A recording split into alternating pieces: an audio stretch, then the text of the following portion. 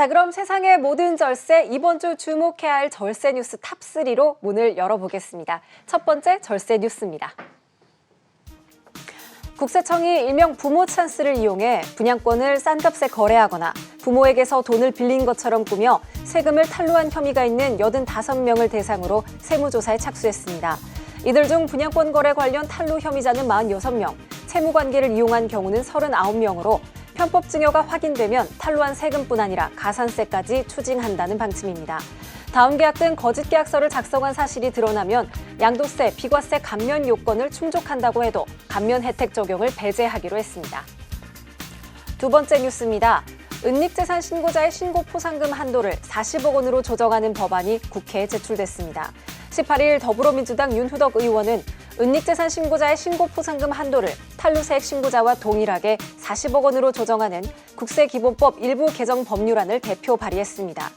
그동안 체납자 은닉재산 신고자에게는 20억 원 한도 내에서 포상금을 지급하는 반면 조세 탈루 신고자에게 40억 원 범위에서 포상금을 지급해 제도의 효율적 운영과 국민 참여를 유도하기 위해 탈세 제보 신고 포상금 상한액과 동일하게 조정해야 한다는 의견이 제기돼 왔습니다. 마지막 뉴스입니다. 행정안전부와 각 지방자치단체가 지방세와 지방행정제재, 부과금을 1년 이상 내지 않고 있는 고액 상습 체납자 9,668명의 명단을 공개했습니다. 이들이 체납한 지방세는 모두 4,243억 원으로 1인당 평균 체납액은 약 4,900만 원으로 확인됐습니다. 가장 많은 체납액을 기록한 개인은 지방소득세 146억 8,700만 원을 체납한 오문철 전 보혜저축은행 대표, 주민세 양도소득세분 83억 2,500만 원을 체납한 조동만 전 한솔그룹 부회장이 두 번째 체납자 명단에 올랐습니다. 한편 2016년부터 5년 연속 상습 체납자 명단에 포함된 전두환 씨는 9억 7,400만 원을 체납한 것으로 확인됐습니다. 자, 세무사님. 이 국세청이 편법 증여 85명을 대상으로 세무조사를 벌인다는 내용, 절세 뉴스에서 간단하게 살펴봤는데요. 네. 이 적발된 사례들 구체적으로 어떤 것들이 있었나요?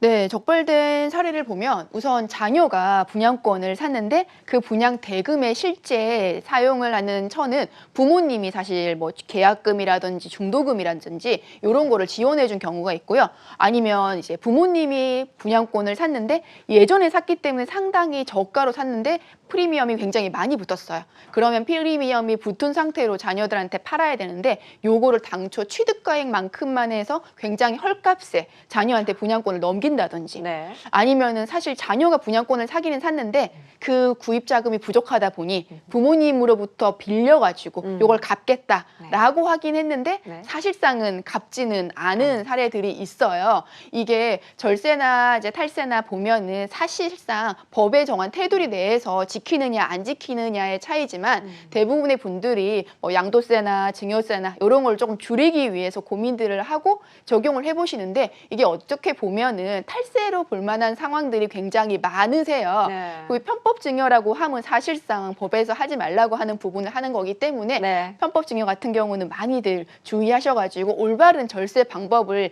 택하시는 것이 훨씬 더 좋으실 것 같습니다. 네, 우리 세무사님들의 역할도 중요해지고 또 그만큼 저희 세상의 모든 절세를 꼭 시청하셔야 될 것 같다는 생각이 듭니다.